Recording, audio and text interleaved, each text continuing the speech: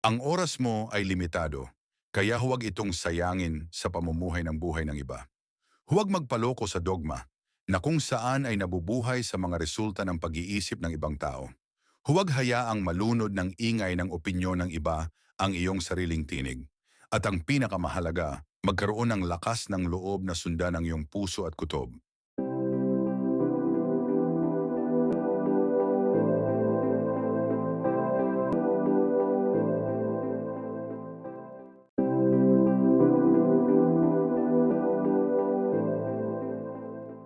Pahalagahan ang iyong oras. Kilalanin na maikli ang buhay at mahalagang sulitin ito sa pamamagitan ng pagtahak sa iyong sariling mga hilig at layunin sa halip na sumunod sa mga inaasahan ng iba.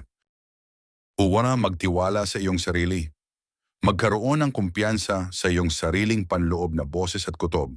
Mahalaga na pahalagahan ang iyong sariling mga instinct at kagustuhan kaysa masyadong maimpluwensyahan ng mga opinyon ng iba. Lakas ng loob na sundan ang iyong puso.